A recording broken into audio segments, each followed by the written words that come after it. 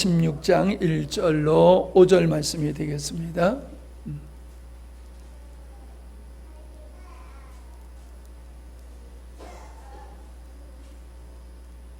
교독하십니다. 16장 1절로 5절. 바울이 더베와 루스드라에도 이름에 거기 디모데라 하는 제자가 있으니 그 어머니는 믿는 유대 여자요 아버지는 헬라인이라.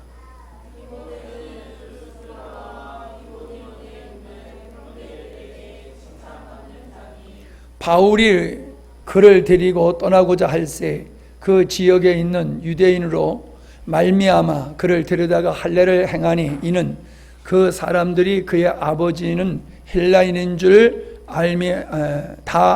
알미더라.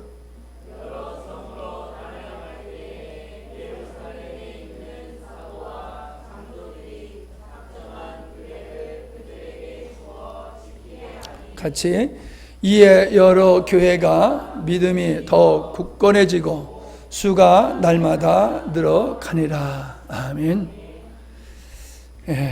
많이 더운데들 고생들 많습니다. 오늘은 1부 예배 드리고 2부는 카페에 올라가서 시원한 차 마시면서 교제하면 좋겠다 하는 생각을 가져봤습니다. 바쁘신 분들은 먼저 가셔도 되고요. 이 루스드라라고 하는 지역은 바울에게나 디모데에게나 아주 특별한 의미가 있는 도시지요. 그가 안진뱅이를 일으킴을 통해서 신으로 사람들이 경배하려고 했을 때에 그것을 만류하게 되어지고, 그가 유대인들이 유력자들을 선동해 가지고 바울을 돌로 쳐서 죽은 줄 알고 내다 버린 그런 도시가 루스드라입니다. 근데 여기서 우리가 14장에서 보면은 그렇게 돌에 맞아서 죽은 줄 알 정도로 돌에 맞았다. 그러니까 얼마나 심한 상처가 있겠고 이렇게 거동하는데 힘들었겠습니까? 그런데 바울은 그곳에 다시 들어가서 주의 형제들을 위로하는 일을 하게 되었고, 오늘 다시금 2차 전도 여행할 때에 이 루스드라에 들려서 디모데와 상봉하게 되어지는 역사가 있습니다. 아마 바울이 그 기사와 표적을 베푸는 것을 보고 그와 함께 했던 믿음의 사람들은 굉장히 흥분하고 좋았겠지요. 어떻게 보면 의시되고, 봐라, 우리의 하나님이 이런 하나님이다, 그런 하나님을 믿는 사람들이 우리다라고 하면서 자부심을 아마 가졌을 것입니다. 그런데 선동을 해서 많은 사람을 선동을 해가지고 못 쓸 사람으로 사도 바울이 역임을 받게 되는 거지요. 그래서 돌에 맞아 죽을 정도로 고난을 겪게 되는 모습을 봅니다. 오늘 어떤 집사님이 전화가 왔어요. 도대체 정강훈 목사님이라는 분이 어떤 분입니까? 그분을 좀 제대로 알아야 되겠습니다 라고 물어봐요. 그래서 내가 요즘 그 사람에 대해서 별 신경을 안 쓰고 요즘 돌아가는 일에 대해서도 내가 별로 신경을 안 쓴다. 잘 모르겠다. 하지만은 이런 것은 우리가 마음에 두고 있어야 되겠다. 먼저는 나는 그분이 지략이 부족하고 나라를 사랑하고 하나님 사랑하는 마음은 맞지만은 지략이 부족하고 나라를 사랑하는 방법, 어려운 가운데 있는 나라를 건져내겠다라고 하는 그 방법에 대해서는 나는 나의 생각과는 다르다. 그런 얘기를 했습니다.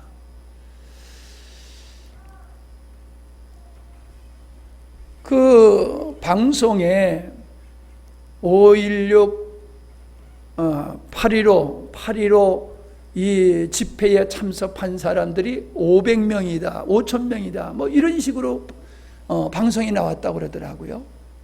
근데 여러분이 보셨으면 그 광화문에 꽉 찬 사람들이 500명, 5,000명밖에 안 되겠습니까?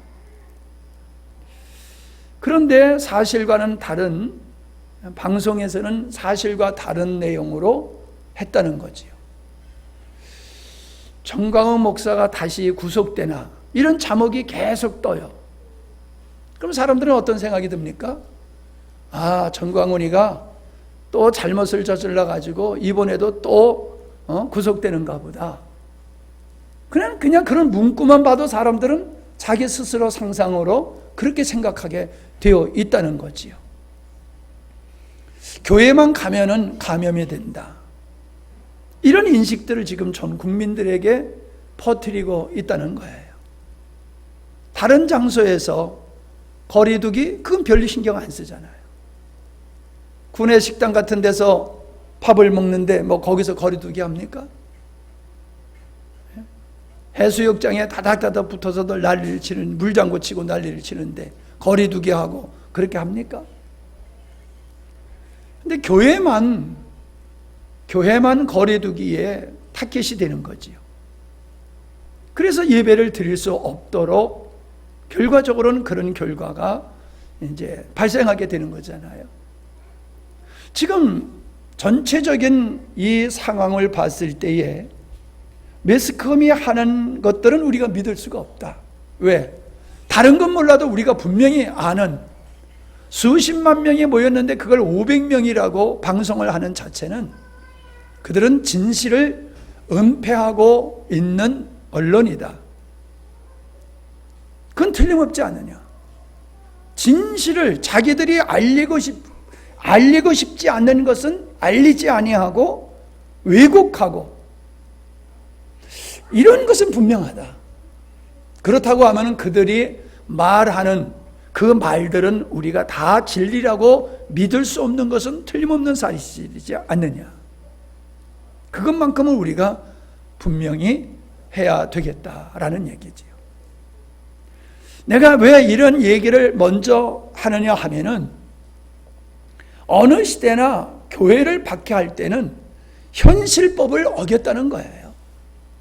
그들이 법을 어겼다라고 하는 정당한 이유를 가지고 믿는 자들을 박해했지, 그냥 무조건 종교가 다르다고 하는 그런 이유를 가지고 한 것은 아니에요. 물론 그런 사례도 있지만은, 오늘날 21세기에는 그렇게 교회를 박해해가지고는 이 민주주의 국가에서는 통하지 않거든요. 우리는 주변에 사기를 치는 사람들을 얘기를 들어보면은 가해자가 피해자가 되고 피해자가 가해자가 되어지는 사례를 우리가 보면서, 돈 있는 사람은 무죄, 권력 있는 사람은 무죄, 돈 없는 사람은 유죄, 이런 현상들을 우리가 얼마나 쉽게 봅니까? 우리는 이 땅에 어떤 사람들은 자기가 가지고 있는 그 기득권을 지키기 위해서 일반 국민이 상상할 수 없는 일들을 저지르고 있다는 거예요. 사실인지 아닌지 모르지만은 계속해서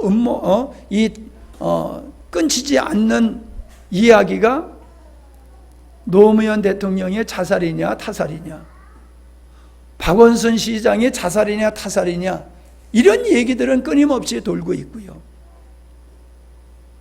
누구누구를 대선 레이스에 있는 누구누구를 어떤 파들이 제거했다, 이런 얘기들이 합리적으로 그런 얘기들이 떠돌고 있어요. 어떻게 보면 그게 어떤 사람들이 만들어낼 수 있는 일이기도 할 수 있지만은, 어떤 면에서 보면은 우리 일반인들이 상상할 수 없는 그런 일들을 꾸며가지고 멀쩡한 사람을 죄인으로 만드는 이런 일들을 하고 있는 이들이 무슨 일인들 못하겠냐는 거예요. 교회를 무너뜨리기 위해 가지고 교회에 사람들을 심어가지고 마치 교회에 충성된 일꾼인 것 같이 만들어서 그들로 하여금 교회를 어지럽히는 일, 목사님을 함정을 파가지고 목사님을 넘어뜨리고 쓰러뜨리는 일들은 지금 우리 주위에서 흔히 일어나고 있는 일들이에요. 우리는 모든 일을 진실되게 바르게 다 할 수는 없어요. 그러나 분명히 우리는 알아야 된다는 겁니다. 어둠의 세력들은, 하나님을 싫어하는 이 영적인 무리들은, 그 무리들의 쓰임을 받는 사람들은 교회를 범죄 집단, 혐오 집단으로 몰고 가고 있다는 것만큼은 분명하다라고 하는 걸 우리가 알아야 됩니다. 혐오 집단, 범죄 집단, 마치 코로나를 한국에 퍼뜨리는 그런 진원지로 국민들이 인식을 하게 만드는 이런 일들을 차곡차곡 해나가고 있는데, 우리 믿는 사람들조차도 이거를 제대로 분별하지 못하고 그저 정부가 하는 일이니까 옳다, 방송에서 나오는 거니까는 그건 다 진실일 거다. 어저께 우리 성견이하고 저녁 먹으면서 얘기하는데, 성견이가 나 기자가 되고 싶어요 그러길래 깜짝 놀라면서, 아서라, 기자는 아무나 하는 게 아니다. 너같이 정직 하나는 절대로 할 수가 없는 게 기자니까 아예 접어라. 심지어 기독교 신문조차도 뻥튀기 하는 모습을 내가 보면서 일반이야 오죽하겠느냐, 일반이야 오죽하겠느냐. 자, 저는 지금 여러분에게 이야기하고 있는 이야기의 요점은 그겁니다. 이 루스드라에서 사도 바울이 박해를 받게 되었던 그 상황이 오늘날에는 어떻게 전개될 수 있느냐라는 걸 얘기하고 있는 거예요. 그렇지요. 로마인 우리에게 도저히 받아들일 수 없는 그런 말을 퍼뜨려서 우리를 혼란케 한다. 헬라인의 입장, 로마인의 입장에서 바울이 전하는 복음은 그들의 전통과 유전과 신앙 이런 것에 대치되는 것이고, 자기들이 기존에 해왔던 것이 다 잘못됐다라고 하는 거잖아요. 그러니 그들의 입장에서 봤을 때는 범법자요, 불법자지요. 헬라인의 입장에서 봤을 때는 분명하게 바울이 전하는 이 복음은 범법에 지나지 않는 겁니다. 현실적인 법에 어긋나는 행위를 하고 있는 겁니다. 오늘도 교회가 불법을 행하는 게 아니라 교회가 불법을 행하는 것 같이 만들어서 교회를 박해하고 있는 것이 현실임을 여러분들은 볼 수 있어야 되고, 그런 인식을 가져야 되는 거다 하는 이야기를 지금 하고 있는 겁니다. 자, 거기에 그런 그 루스드라에서 이 바울의 사역을 보고 또 바울의 핍박을 보고 위축된 사람들이 있을 거잖아요. 그죠? 교회 안에는 믿음이 아주 충만한 사람이 있는가 하면은 어린아이의 믿음을 가진 사람이 있을 거란 말이죠. 네, 믿음이 견고한 자는 그런 걸 보고도 두려워하지 않지만은, 믿음이 연약한 자들은 그러한 바울이 돌에 맞아 죽지는 않았지만 죽었다고 생각하고 갖다 버렸으니까 돌에 맞으면서 고난을 받는 모습을 보면서 얼마나 위축이 됐겠냐는 거예요. 야, 예수님을 믿으면 저렇게 되는구나, 나도 저럴 수 있구나, 이런 두려운 마음이 안 들겠어요? 아마도 바울은 그래서 그 돌에 맞아 죽은 것과 같은 그 망가진 몸을 이끌고 다시금 루스드라에 들어가서 형제들을 위로하고 격려하고 믿음에서 흔들리지 말라고 붙들어주는 그러한 모습을 볼 수가 있습니다. 오늘 우리들이 믿음의 생활을 하면서 우리 주변의 사람들이 오늘날 이 코로나 사태를 통해서 많이 위축된 그 연약한 형제자매들을 우리가 어떻게 대하여야 되는가라고 하는 겁니다. 다시 시작해야 되겠네.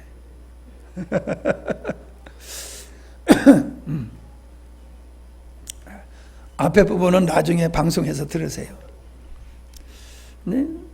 수요일 날 말씀이 별로 인기가 없나 봐. 요즘 별로 안 듣더라고. 근데 나는 수요일 날 말씀이 더 좋아, 다른 때보다. 그러니까 이거예요. 요점은 이제 지금 오신 분을 위해서 다시 한번 얘기하면은, 루스드라에서 바울이 잘못해서 박해를 받은 게 아니라 그가 전하는 복음이 헬라인들, 로마인들에게는 받아들일 수 없는 것이었다는 거지. 그리고 도리어 평화를 깨뜨리고 안정을 회방하고 분란을 조정하는 사람으로 바울이 그렇게 그들에게는 비칠 수밖에 없었다. 그들의 박해가 합리적인 거라고 얘기할 수는 없지만은 그런 것을 가지고 합법적으로, 그들의 입장에서는 합법적으로, 합리적으로 바울을 박해했던 것이다. 그와 같이 이한 시대도 그렇게 교회를 범죄 집단으로 만들어서 혐오 집단으로 만들어 가지고 사람들로 하여금 하나님을 멀리하고 믿음을 갖는 것을 회방하는 일을 지금도 불신자들, 마귀에 사로잡힌 자들에 의해서 이루어지고 있다라고 하는 것을 우리가 알아야 된다는 거죠. 그러면서 바울은 그런 환경 속에서 위축된 형제 자매들을 그 돌에 맞아 죽은 것과 같은 그런 몸을 가지고 들어가서 위로하고 격려했다. 지금도 우리가 이런 시대 속에서 힘들어하고 위축되어 있는 영혼들을 우리가 바울이 돌봤던 것과 같이 돌봐야 되지 않냐 하는 말씀을 나누었고요. 이제 그 다음에는 디모데에 대해서 말씀을 나눠보려고 합니다. 디모데는 아버지가 헬라인이지요. 어머니는 유대인이지요. 혼혈합니다. 사실 혼혈하라고 하는 것은 우리는 계속해서 혼혈하러 이렇게 가정을 이루고 자녀를 낳고 하는 거잖아요.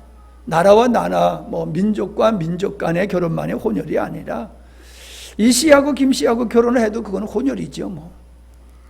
그걸 얘기하자는 게 아니에요. 분명한 것은 헬라인인 아버지의 정서, 유대인인 어머니의 정서, 이게 상충하지 않았을까 하는 거예요. 제가 그러죠. 북한에서 탈북하는 분이 여자분이 목사가 됐어요. 그런데도 그 남편 되시는 목사님이 하는 얘기가 남한으로 내려와서 목사가 됐는데도 공산주의자들의 어떠한 면들이 보인다는 거예요. 회심을 했어요. 그래서 목사까지 됐어요. 그런데 어릴 때서부터 교육받고 이렇게 젖어든 그 환경 속에서 공산주의의 그 잔재가 완전히 뽑혀나가지 않고 있더라. 그 얘기를 내가 직접 들었어요. 그만큼 우리가 자라면서 형성된 이 정서라고 하는 것은 쉽게 벗어버릴 수 있는 게 아닙니다. 3살 버릇이 80살까지 간다고 어릴 때서부터 먹었던 음식이 나이 먹어서도 좋고요. 어렸을 때 환경이 나이 먹어서도 그때 환경이 좋아요. 그래서 사람들은 자꾸 시골을 좋아하고 옛날을 좋아하는 게 그때가 살기 좋아서가 아니라 향수가 남아있기 때문에 그런 것이죠. 분명한 것은 헬라인인 아버지의 문화와 유대인 어머니의 문화, 특별히 종교적인 이러한 충돌은 있을 수밖에 없는 거지요. 헬라인들의 사상은 다신이야, 다신. 여러 신을 섬기는 사상을 가지고 있는 거지요. 심지어 황제까지 신으로 숭배하는 그런 사상을 가지고 있는 사람이 아버지였단 말이에요. 근데 어머니는 유일신 하나님을 믿는 그런 어머니, 그런 외할머니였다라고 하는 거지요. 우리는 이런 환경 속에서 디모데 후서에 보면은 외할머니와 어머니의 그 어릴 때서부터 이 디모데를 하나님의 말씀으로 잘 양육했다 하는 것을 보게 됩니다. 아이는 엄마가 낳고 엄마가 기르잖아요. 그렇기 때문에 아이들은 아버지보다도 엄마가 더 가까울 수밖에 없는 거예요. 부부가 어찌 살다가 헤어질 수 있어요? 헤어지면 엄마가 아이들 데려가지 아버지가 아이들 데려가는 집은 별로 없어요. 모성애가 그만큼 크고 어머니의 사랑이 자녀에게 미치는 영향력은 그만큼 크다는 거죠.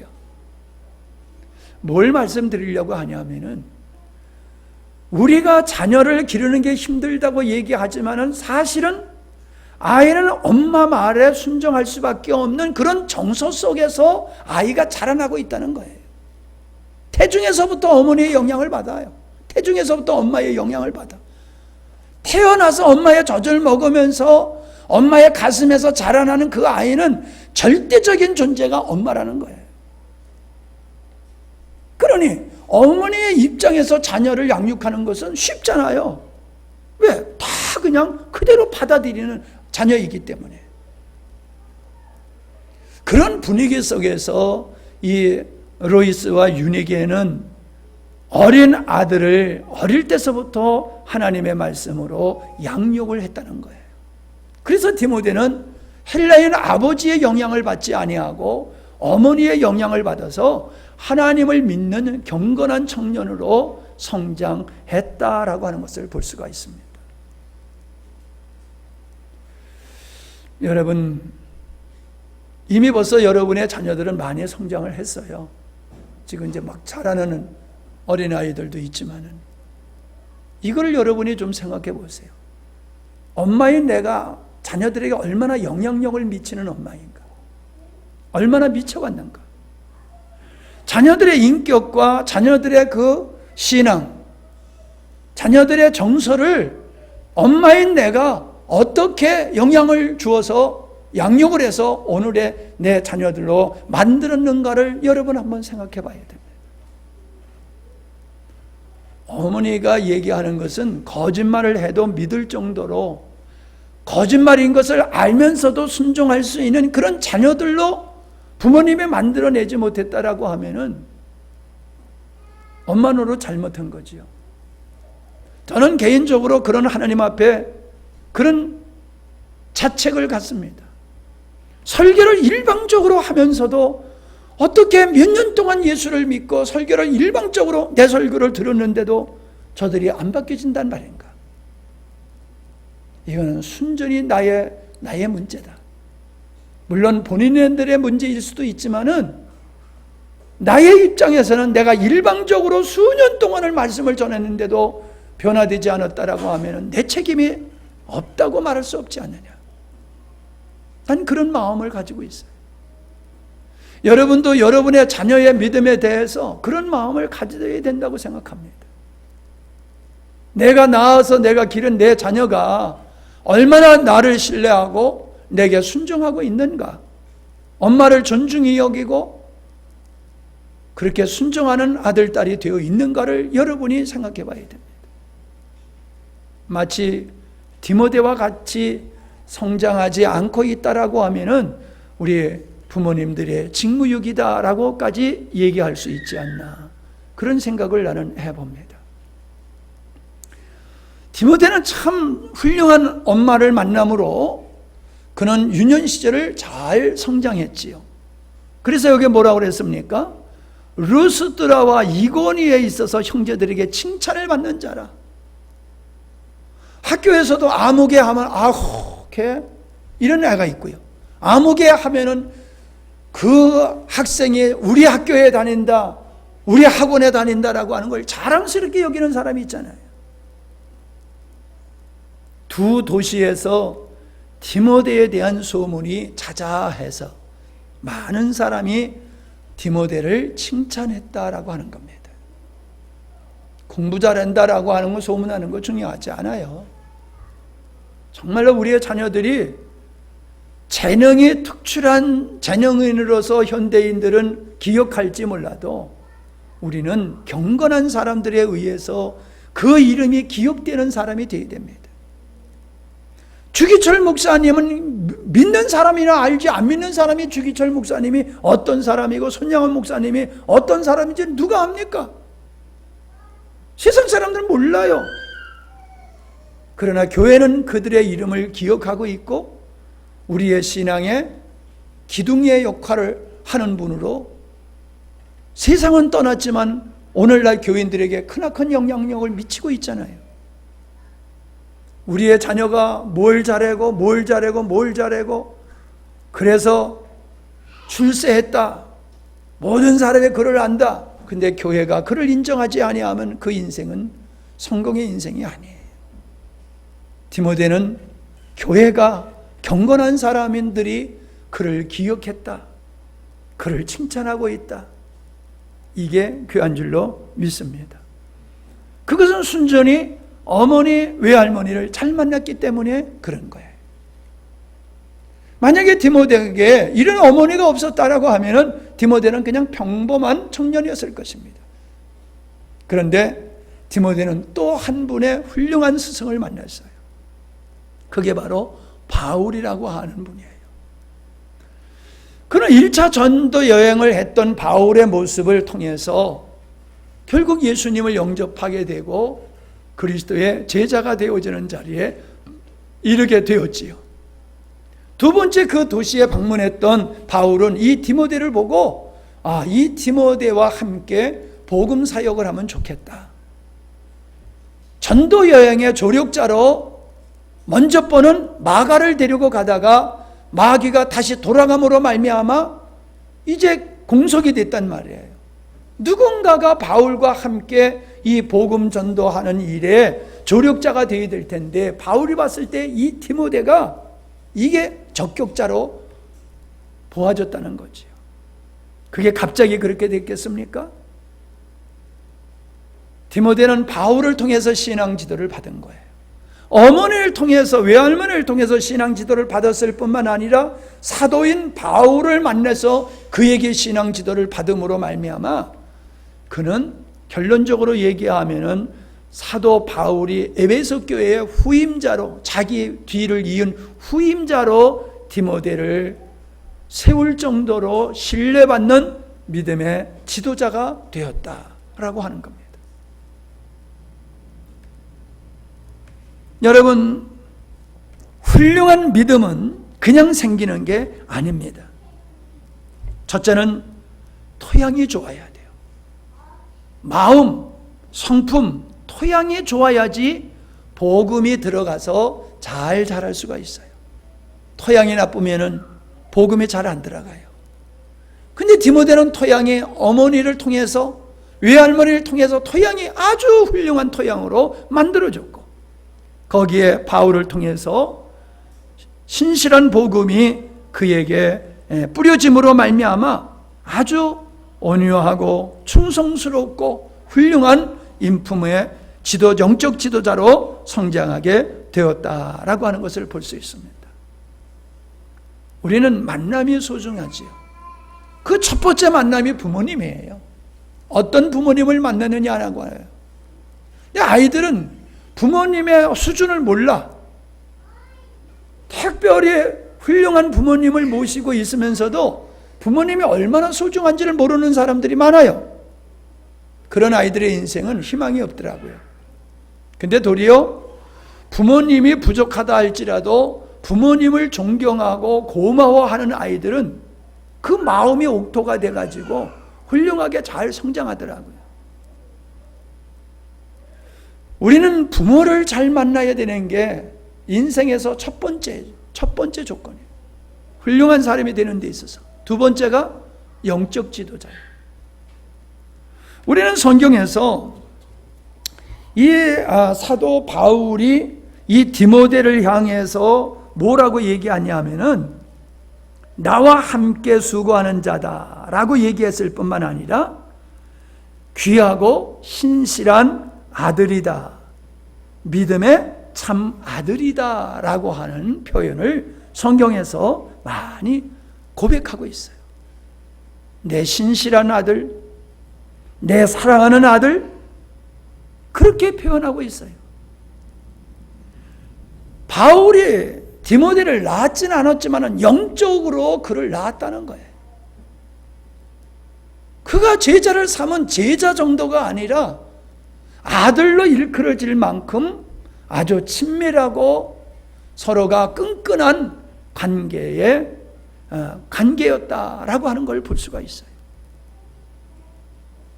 여러분, 디모데는 이러한 훌륭한, 아까 루스드라에 다시 그 망가진 몸을 가지고 들어가서 연약한 형제를, 이렇게 형제자매들을 격려했던 이 바울, 복음을 위해서는 자기 목숨도 아까워하지 않는 이 신실한 믿음의 영적인 스승을 디모데가 만났기 때문에 훌륭한 영적 지도자가 될 수 있었던 거예요. 그러니까는 만남이 중요한 거고, 만남을 그냥 단회적인 것으로 끝나는 게 아니라 그의 제자가 되는 거예요. 그에게 잘 배워서 그가 가지고 있는 모든 것을 자기 것으로 삼고 스승과 같이 되어지는 이런 자세가 디모데에게 있었다는 거예요. 디모데는 어머니와 할머니와 바울이 만들어낸 인물이에요. 그런데 이것은 디모데가 아름다운 토양을 가지고 있었기 때문에 또한 가능했었다는 거죠. 디모데가 영적인 사모함이 없었고 바울을 만났을 때 바울의 가치를 몰랐다라고 하면은 바울에게 배우지도 않았을 거고 그의 제자도 되지 않았을 거고 그런 훌륭한 교회의 지도자로 성장하지 못했을 것이에요. 내가 필리핀에서 선교사님에게 이 사역을 필리핀 사람들한테 넘겨주고 한국으로 올 그런 사람이 있느냐 그랬더니 없다라고 그러더라고요. 그러면 지금까지 사역은 절반은 실패네. 왜? 사역도 중요하지만 사역을 이어서 할 수 있는 일꾼이 있어야 되는데 자기가 필리핀을 떠나오면은 그 사역을 이어서 할 사람이 없다라고 하면은 사역은 사역대로 가치가 있을지 모르지만 그 사역을 계승할 사람이 없다라고 하면은 그 사역은 거기서 끝나는 거잖아요. 사람을 기르는 게 사역의 첫 번째야. 사람을 길러. 그런 얘기를 했어요. 어떻습니까, 여러분? 여기 있는 이 목사가 영광스러운 교회를 30여 년 목회를 했는데 이 목사가 제자를 얼마나 만들어냈다고 여러분은 평가하십니까? 여러분이 한번 저를 평가해 보세요. 목사님이 얼마나 신실한 일꾼을 만들어내셨나? 그리고 나는 그 신실한 일꾼이 되어 있는가? 디모데는 바울에게 있어서는 얼마나 소중한 인물인지 몰라요. 그의 조력이 있었기 때문에 바울의 전도 여행이 성공적일 수가 있었어요. 디모데는 바울과 더불어 옥에 갇히는 일까지도 있었어요. 희로애락을 같이 했어요. 희로애락 정도가 아니죠. 목숨까지 함께 했던 사람이에요. 디모데에게 바울은 소중한 사람, 바울에게 디모데는 소중한 사람, 서로에게 소중한 관계였다라고 하는 것을 우리는 보면서 오늘 우리들의 믿음의 생활을 하면서 목회자와 성도와의 관계가 디모데와 바울과의 관계를 가지고 있나 하는 것을 우리는 돌아봐야 됩니다. 여러분은 여러분의 입장에서, 나는 나의 입장에서 생각해 볼 수 있는 시간이 이 시간이에요. 다른 시간은 몰라도 이 시간만큼은 그런 생각을 해볼 수 있는 거예요.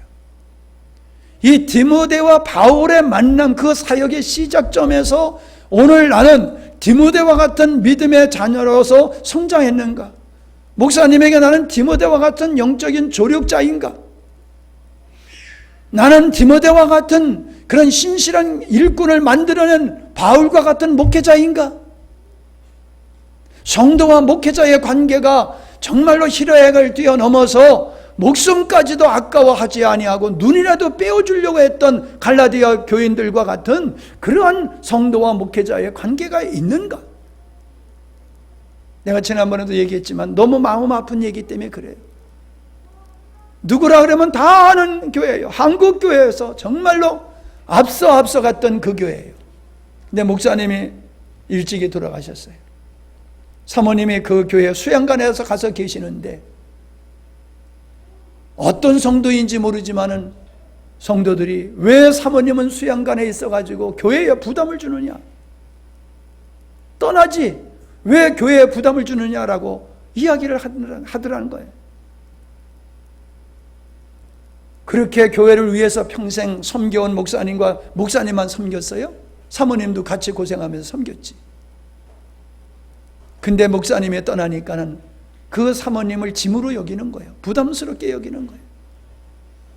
교회가 작아도 그러면 안 되는 건데, 교회가 어마어마하게 큰 교회인데도 그 사모가 수양관에 있는 게 교회에 있는 것도 아니고 수양관에 있는 게 부담스럽다고 눈에 안 보이게 떠나라. 이 말이 됩니까?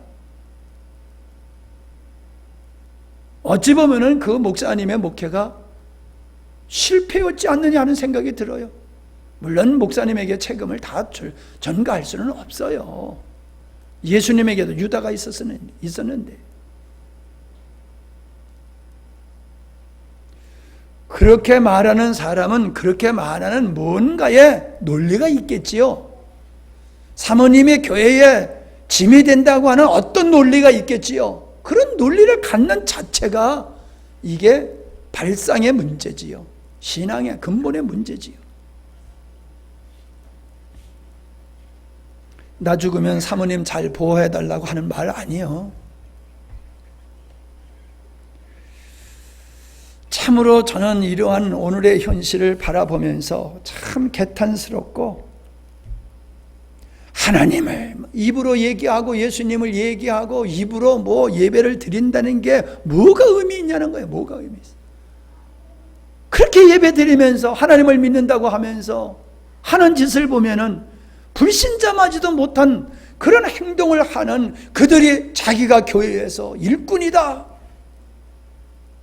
주인 행세를 하고 있는 이 현실, 교회는 가장 힘들게 만드는 사람이 자기가 교회를 책임지는 자라고 하는 이런 사람들을 만날 때마다 참 일반 사회가 교회를 바라보는 그런 삐뚤어진 시각도 마음 아프지만은 교인들 자체가 성경적이지 못한 이런 모습들을 지니고 있으면서 자기가 신실한 그리스도인인 줄로 착각하는 이런 모습을 볼 때에 참으로 마음이 얼마나 아픈지 몰라요. 한 가지 희망은 그겁니다. 다른 교회는 몰라도, 한국 교회는 어찌할지 몰라도 우리 영광스러운 교회만큼은 정말로 주님이 원하는 교회가 됐으면 좋겠다. 아멘 소리가 왜 이렇게 시원찮아? 부담이 돼요?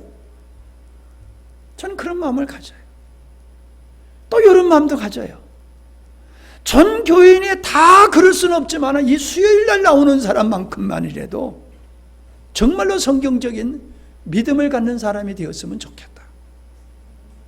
전 가능성이 더 점점 커진다고 봐요. 온 성도들이 하나가 되어서 주님이 원하는 교회를 세워나가는 건 아니에요.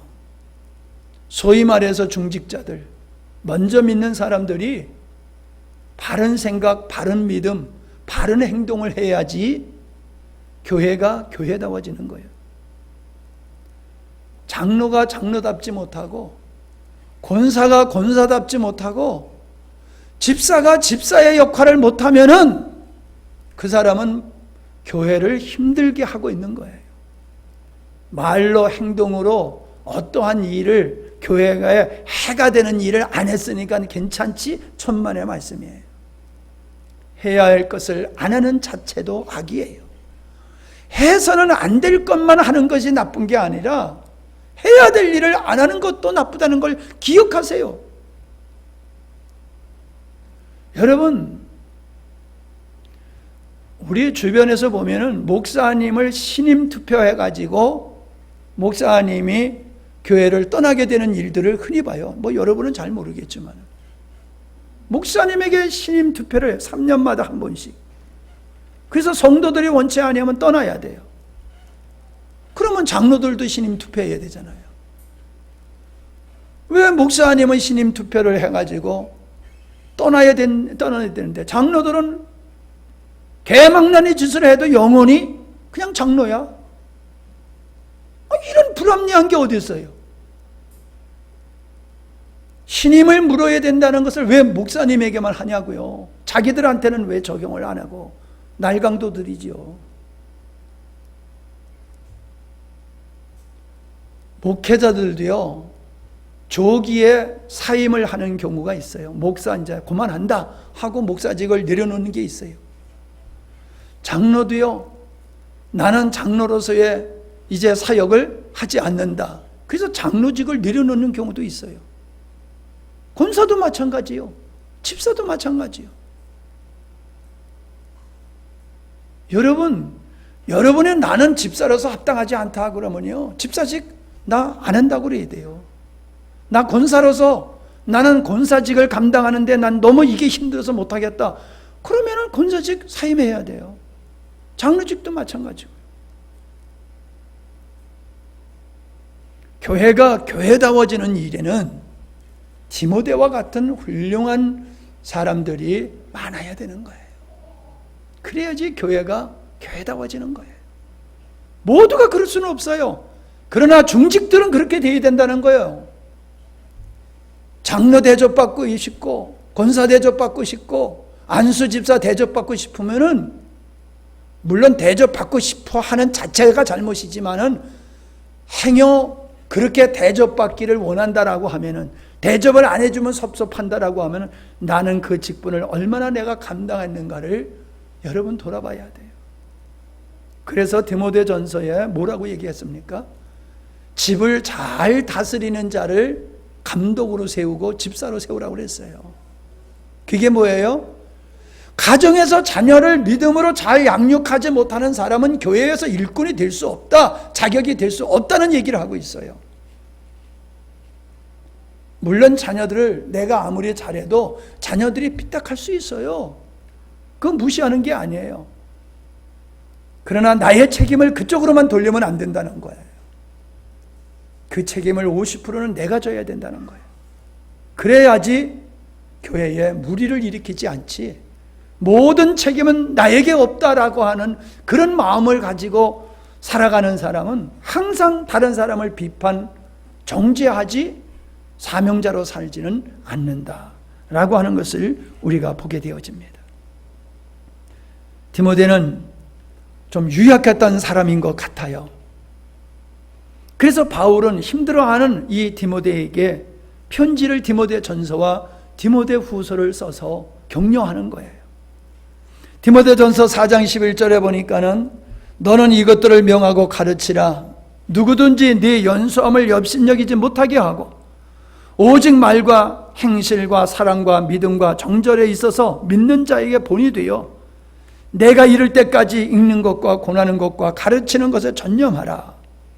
네 속에 있는 은사 곧 장로회에서 안수받을 때에 예언을 통하여 받은 것을 가볍게 여기지 말며 이 모든 일에 전심전력하여 너의 성숙함을 모든 사람에게 나타나게 하라.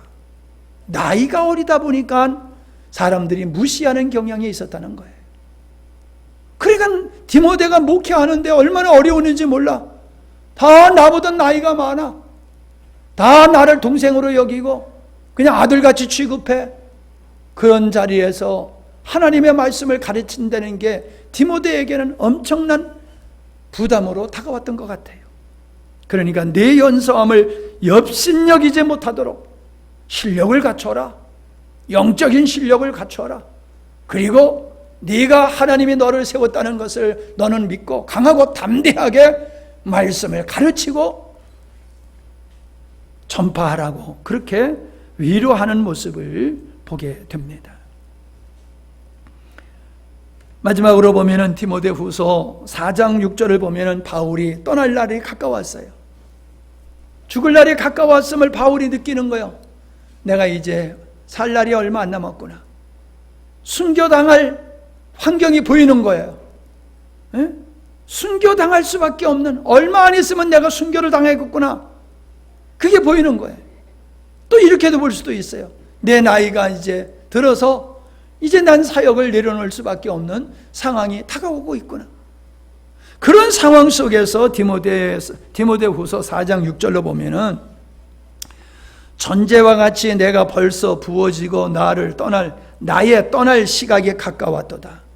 나는 선한 싸움을 싸우고 나의 달려갈 길을 마치고 믿음을 지켰으니 이제 후로는 나를 위하여 의의 면류관이 예배되었으므로 주 곧 의로우신 제파장이 그날에 내게 주실 것이며 내게만 아니라 주의 나타나심을 사모하는 모든 자에게로다. 너는 어서 속히 내게로 오라. 데마는 이 세상을 사랑하여 나를 버리고 데살로니가로 갔고 그레스게는 갈라디아로 디도는 달마디아로 갔고 누가만 나와 함께 있느니라. 누가가 누구요? 누가가 마가요. 더 이상 못하겠다고 예루살렘으로 도망갔던 그 마가, 그가 누가예요. 다른 사람은 다 떠나는데 과거에 떠났던 이 마가는 다른 사람이 다 떠나도 늙은 그 바울의 곁에서 끝까지 지키고 있는 거예요. 바울이 어찌 보면 허전한 거지요.